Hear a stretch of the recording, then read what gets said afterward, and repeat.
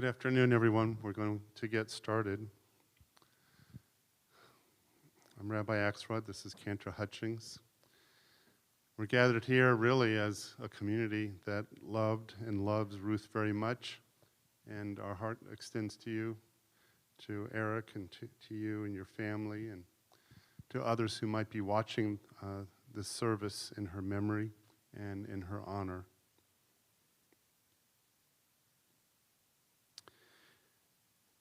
We're going to be using a service that we prepared for Ruth.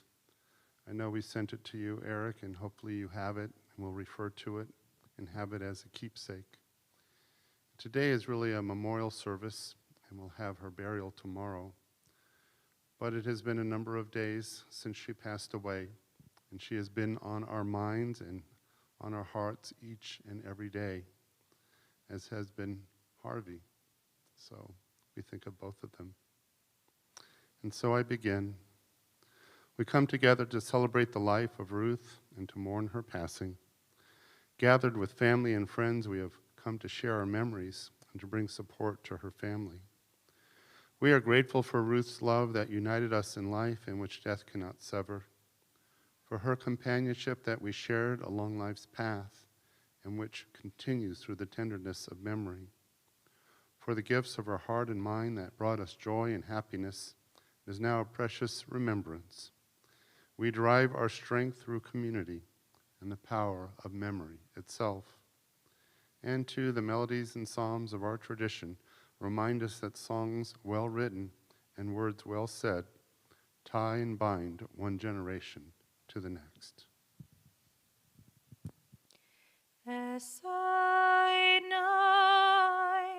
El Harim me'ayin yavo Ezri Esainai El Harim me'ayin yavo Ezri Ezri meim Adonai Osei Shamayim va'aretz Ezri meim Adonai Osei Shamayim va'aretz.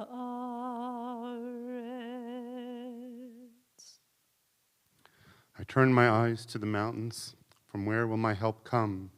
My help comes from God, maker of heaven and earth. God will not let your foot give way. Your guardian will not slumber. Look, the guardian of Israel neither slumber nor sleeps. God is your protection, a guardian at your right hand. By day the sun will not strike you, nor the moon by night. God will guard you from all harm. God will guard your life.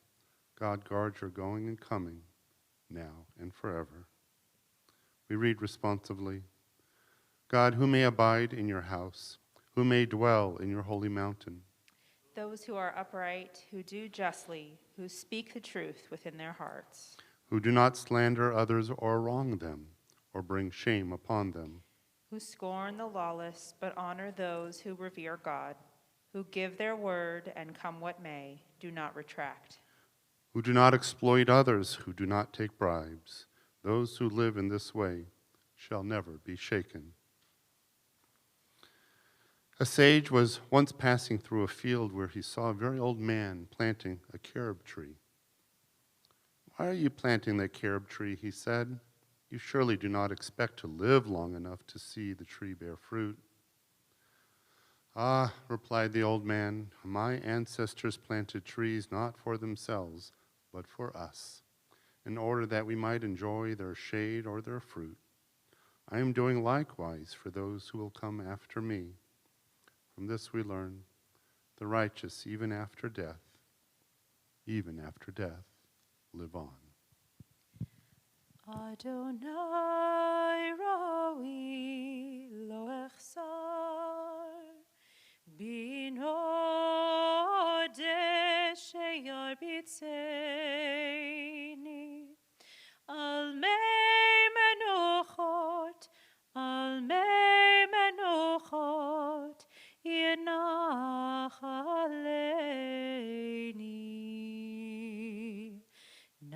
נפשי שובב, ישובב, ינחני במעגלי צדק, ינחני במעגלי צדק, למען שמו. גם כי אלך בגיא צלמוות, לא אירא רע, כי אתה עמדי. שבטך ומשענתך המה ינחמוני.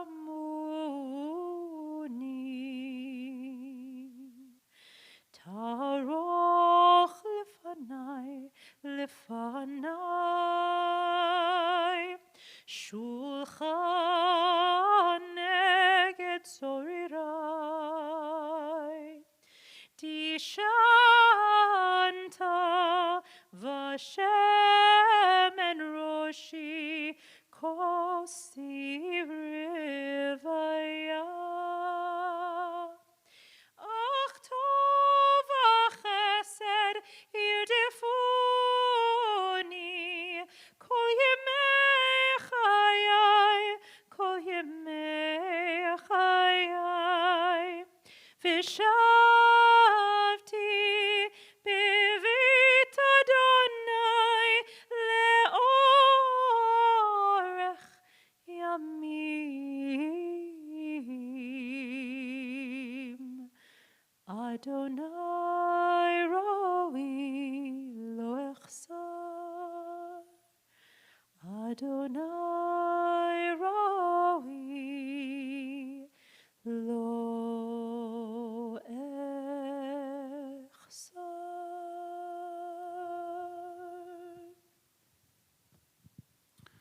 We read together the 23rd Psalm. The Lord is my shepherd, I shall not want.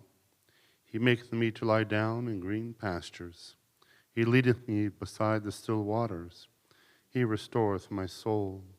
He guideth me in straight paths for his name's sake.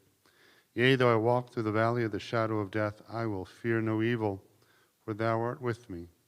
Thy rod and thy staff, they comfort me. Thou preparest a table before me in the presence of mine enemies. Thou anointest my head with oil. My cup runneth over. Surely goodness and mercy shall follow me all the days of my life, and I shall dwell in the house of the Lord forever. It is a fearful thing to love.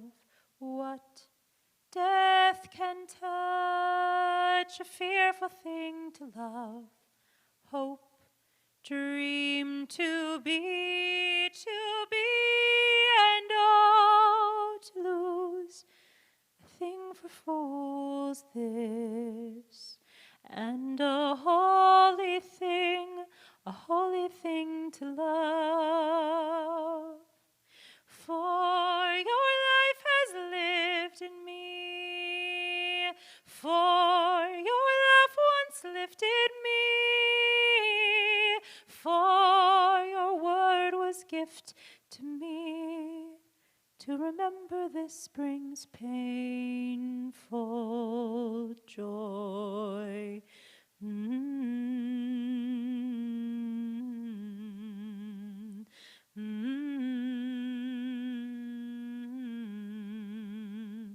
Tis a human thing, love, a holy thing to love.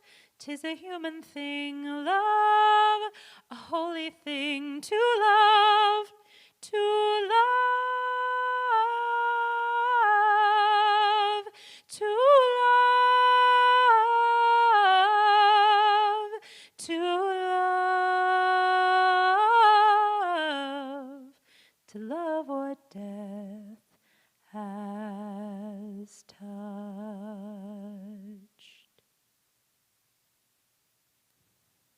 Birth is a beginning, and death a destination. But life is a journey, a going, a growing from stage to stage. from childhood to maturity and youth to age, from innocence to awareness and ignorance to knowing, from foolishness to discretion, and then, perhaps, to wisdom. From weakness to strength, or strength to weakness, and often back again. From health to sickness and back we pray, to health again. From offense to forgiveness, from loneliness to love. From joy to gratitude, from pain to compassion, and grief to understanding, from fear to faith, from defeat to defeat to defeat, until looking backward or ahead, We see that victory lies not at some high place along the way, but in having made the journey, stage by stage, a sacred pilgrimage. Birth is a beginning and death a destination, but life is a journey, a sacred pilgrimage.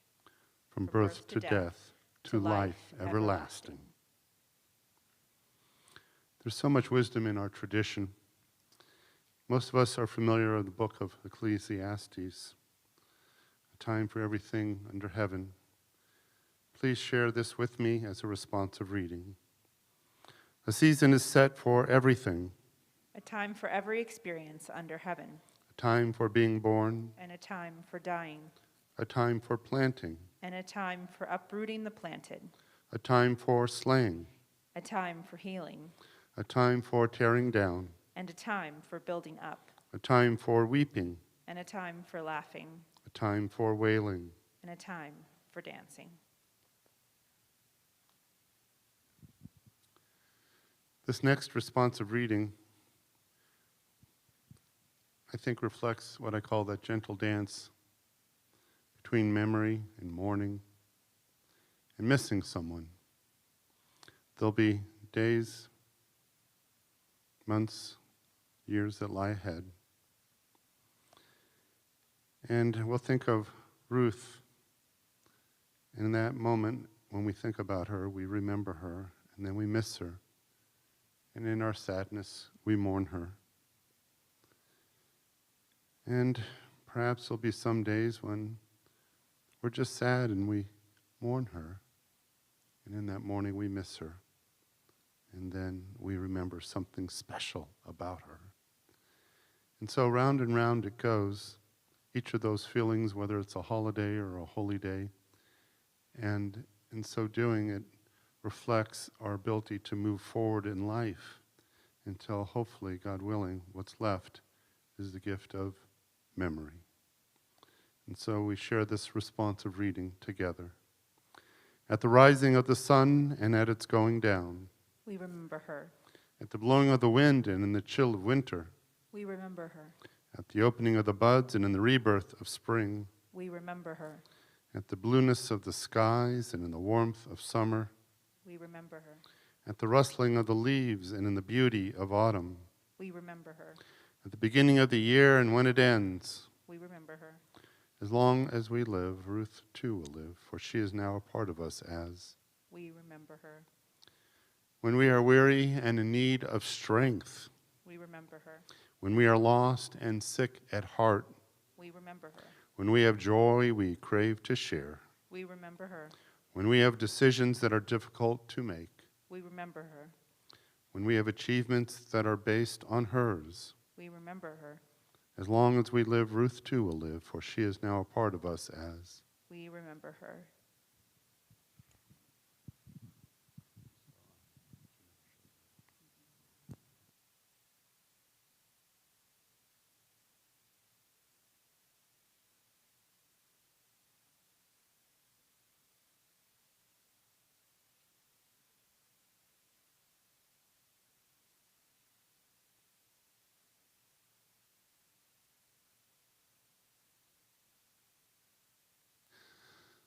I want to share with you a reflection that I wrote, but also one that the family wrote, and I'll share that one first. It talks about this story of this Philadelphia gal who traveled to many places, but Philadelphia never left her. This is from the family. Ruth Abrams Golden passed away on Sunday, January 10th, 2021. At her son and daughter-in-law's home in Charlotte, North Carolina, at the age of 84. She was born on December 11th, 1936 in Philadelphia, Pennsylvania, and she grew up in a working-class neighborhood called Fishtown. Ruth graduated from Girls High School in 1954 and then attended Temple University. See, even then she went to Temple. Sorry, couldn't resist the joke. Where she received a Bachelor's of Science degree in elementary education in 1958. She continued her education, obtaining a Master of Education in 1964 and graduate college credits, plus 60 at the senior career teacher level. Ruth obtained Pennsylvania state teaching certificates in elementary education in 1961 and in early childhood in 1988. Although most of her 32-year teaching career was in the school district of Philadelphia, she taught also for the Department of Army Civilians for 2 years in the early 1960s in Orleans, France. She visited many countries and made lifelong friends. After her European experiences, she, in her own words, said, "I'd better come home and find my Prince Charming." "Lucky me," she said, "I found him and got married in 1965. She married Harvey Golden on September 1st, 1965, in Cheltenham, Pennsylvania. He, too, was a teacher in the same school district.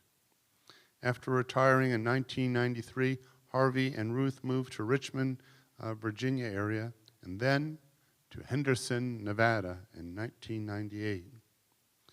And of course, those of us here from the congregation, we know that while in Henderson, Ruth was involved in so many activities, including Desert Newcomers Club, Alpha Delta Kappa Teacher Sorority, the events at the Multi-Gen Center at the Henderson Library, and the list goes on and on. She was active in our shul, where she belonged to our weekly minyan for many years and made many, many friends. I see her, pretend we're in the library right now, and here I am at the head of the table, and the whiteboard is over there, and Ruth is right over there, okay, and Harvey is right next to her. They had their spots. And anyone new to the minyan pretty much figured out people had their spots. So maybe that's the only advantage of Zoom. You can't necessarily have the same spot. But they definitely had their spot, and they came together. After Harvey's passing last April, Ruth moved to Charlotte, North Carolina to be close to her son and daughter-in-law. She moved to an age 55-plus community, and she made more friends. And that's the thing about Ruth. Wherever she went, she made friends, some of them real friends, forming deep and meaningful relationships. It is a rare quality for someone to be able to do this so quickly and across so many people. As a result, Ruth meant so much to so many, and forever will continue to do so. Those were beautiful words written by her family, by Eric. And I want to add my own thought. This, to say the least, is the oddest of years. To be away from friends and family because of COVID. You know, I remember yesterday, I was in Vaughn's just doing some grocery shopping. And, you know, you have your mask on, and you look at someone eye to eye, and you think, do I know that person? And that person was so excited to see me. Rabbi, Rabbi. Now, I feel like I saw them yesterday, like I think I see all of you yesterday. But the reality is, it's almost been a year since we've been in this time of COVID. So who would think that we'd get so excited seeing a friend while caught in the line of Vaughn's to buy pasta salad, tuna fish, and cereal? Such a wonderful breakfast. Doesn't make any sense, does it? Well, for most of us, this is now a familiar story. We do whatever we can to stay safe, but it also means that we're somewhat isolated. But safety and being safe often have minds of their own. And after Harvey died, wow, I can't believe It was just mid-April of last year.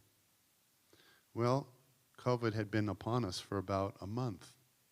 And we didn't know the extent of this disease and its virulency, but we were all told, and we closed the synagogue, and the schools closed, and the vaccine was nowhere in sight at that time. And really, while Ruth was mourning, she also became isolated. And it's not that the people in the Minyan didn't love her, because they did, and some were able to see her. But for the most part of this whole COVID experience is to try not to be around too many people and not to go out. And so she made the decision to leave Las Vegas and all of her friends, which was so important to her. You here or were a magnet, and made the decision very difficult. But COVID made the decision a reality. And so she moved to be close to her family, to her son Eric and his wife Rafaela. And Harvey had been everything to her, and she just didn't want to be alone. But she also knew in her heart that the sun rose and set on her son Eric, of whom she was so very proud. And even at a distance, he was so attentive to her. And he was always there, not only for her, but for both his parents. And so I understood, and I think the members of the Minyan understood. She moved to be close to him. And what was interesting is how quickly she began to establish a new life. I talk to so many people who are older, and they go, well, I won't know anyone, and how am I going to get my new doctors, and what am I going to do to stay busy? And all those are real thoughts, especially in the time of COVID. But she found a way. She really did. Only to discover within a relatively short time the unfairness of it all, that this new life would be cut short because she was very, very ill. She and I would talk. We'd talk with frequency. Gratefully, I was still her rabbi. And she didn't complain. She might have kvetched, okay, but she didn't complain. And I think there's a good distinction, all right? And not in the way you might think. First, she just wanted to wrap her head around what the doctor told her and what was going on. Like any of us, she needed to adjust to the shock, and it took time to adjust. She just moved there in September.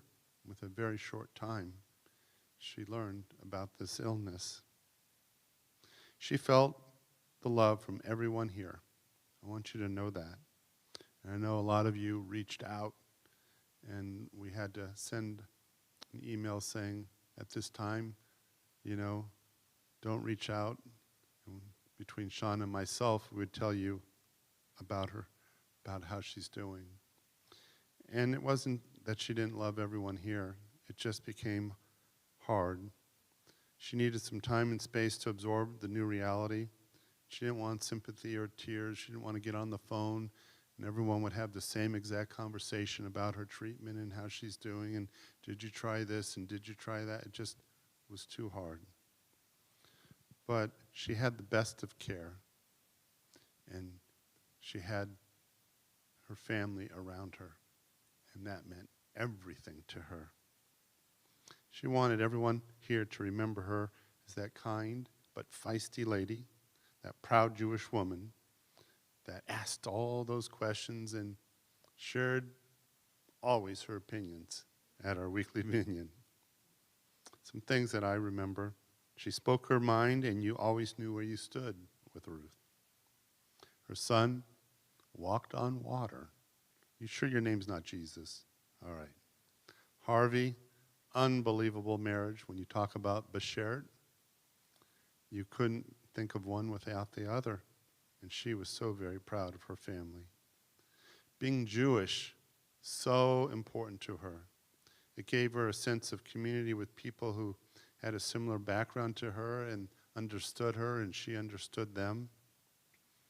Politically, she was a very proud Republican, and if you want to engage in politics, she would engage with you. So we kind of had that rule in Minion where we try to stay away from politics. Doesn't always work, but she was proud of that. She loved coming to Torah study, to asking those questions, sharing her point of view. Rabbi, don't you think that? Also, she was a part of Southern Hills Republican Women. She was a part of this for a very long time. She had pets. She loved her pets. Eric told me when he was young, they had a Chihuahua named Peppy, and he would follow her around the house. When she was gone, that little Chihuahua would wait for her to return. Later, they had another Chihuahua, Chi-Chi. So she was a character, and she just was very special. We mentioned that she made a lot of friends really fast. So even though she wasn't back east that long, she made some friends. There was one Jewish lady in particular, and it was around Hanukkah, and she found this lady who was lighting the menorah each night, and they kind of became buddies. And every night, they would light the menorah, and then more and more people kind of gathered in. And the woman would say the prayer in Hebrew, Ruth would say it in English. And together they brought a little bit of Judaism to where she lived. Some of her oldest friends posted some beautiful things on the internet, and I want to share a couple of them now. This is from Judith Mers. I was privileged to come to know Ruth through her membership in Delta Kappa Gamma, a society for women educators. Ruth's warmth and wit made her so very special. I feel blessed to have known her and will miss her positive attitude. Judy Mers, Epsilon Chapter, DKG, Nevada. And from Penny Thompson, Ruth was a special lady. She was open to new friends and new experiences. Such enthusiasm for life. We enjoyed having her as a member of our Delta Kappa Gamma chapter. I smile when I think of her now, and that's just how she would want it. Love and sympathy to her family. I don't see Jennifer here, but I'm going to share with you what Jennifer wrote to me. She wrote, Ruth had joined a group that was not a sorority, but a society of honorary teachers. You have to be nominated, with chapters throughout 50 states of the U.S. and another 16 other countries. When I joined in 2005, there were 200,000 members whose goals are quite extensive, including supporting educational foundations in third world countries and promoting women in education. Ruth was invited to join this organization, DKG, Delta Kappa Gamma, by Jennifer Neiman and Barbara Bernstein, co-presidents of the Henderson chapter, Epsilon. And she had recently left her other teachers' organization. So she was very beloved there as well. Final thoughts. In the final weeks, she understood that really her move was a blessing in disguise, because it meant that she could be there with Eric and Rafaela. They could share Shabbos dinner together. They could laugh together and kibitz, watch a movie, and she was able to keep her independence as long as possible. She was driving until recently, and that was really important to her. She moved out, as I said, in September 2020, and so she couldn't spend physically the high holidays with us. But guess what? We couldn't spend the high holidays physically with us. It was virtual. So she was able to be with us like everybody here. She wanted to stay busy, and she even found a new temple, new Torah study community. She really got involved in that 55 plus. Painted pictures, made bracelets, made some friends. She went to the gym and rode her exercise bike. Yet, this is the oddest of years. A disease that keeps us apart But somehow illness also brings us together, as it does today. A reminder not just of our own mortality, but of how precious our friends and loved ones are in shaping and making our lives priceless. I do not think Ruth would want us crying for her. I do think she would want us to remember her. I do not think Ruth would want us to walk away from God and say, why did this happen to this nice lady? But I do think that she might give God a good talking to until she sees her Harvey.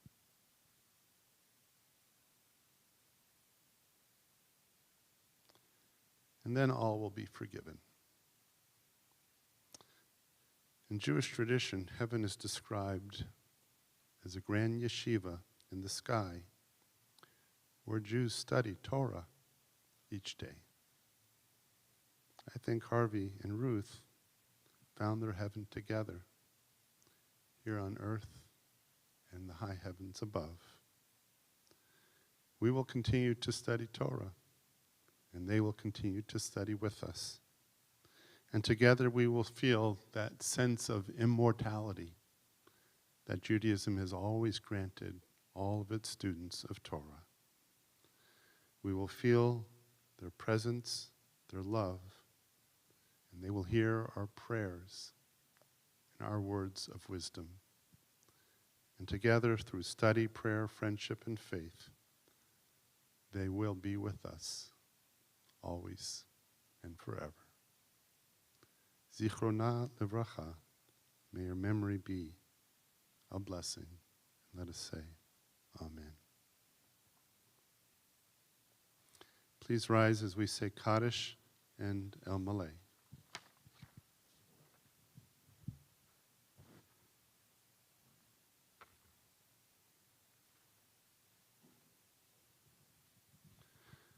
Yit Gadal, V'yit Kadash Shemei Rabbah, V'yalma Divrach Yerutei, V'yamlich Malchutei, V'chayechon, V'yomechon, V'chayedachol Beit Yisrael, V'bagalav Zman Kari, V'imru Amen.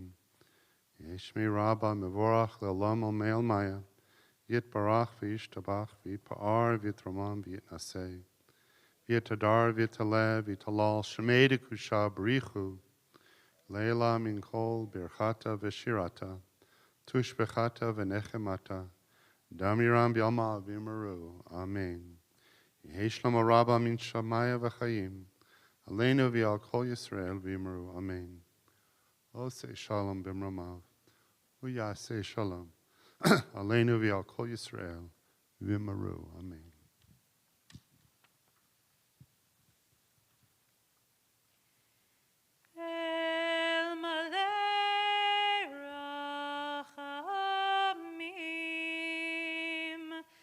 Shochen b'mromim, hamatzei menucha nechona,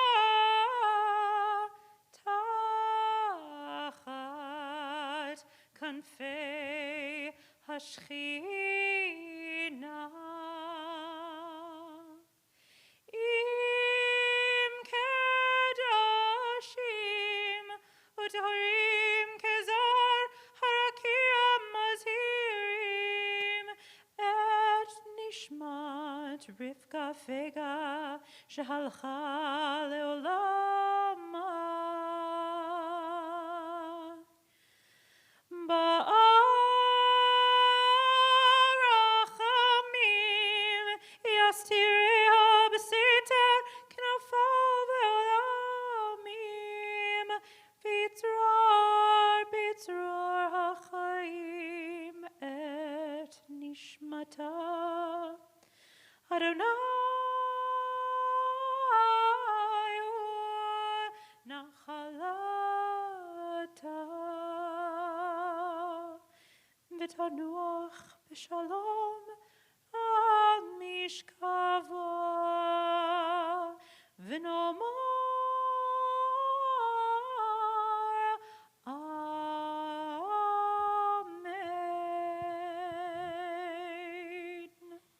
Compassionate God, eternal Spirit of the universe, Grant perfect rest in your sheltering presence to Ruth, who has entered eternity. O God of mercy, let her find refuge in the shadow of your wings. Let her soul be bound up in the bond of everlasting life. For God is her inheritance. May she rest in peace. And let us say, Amen.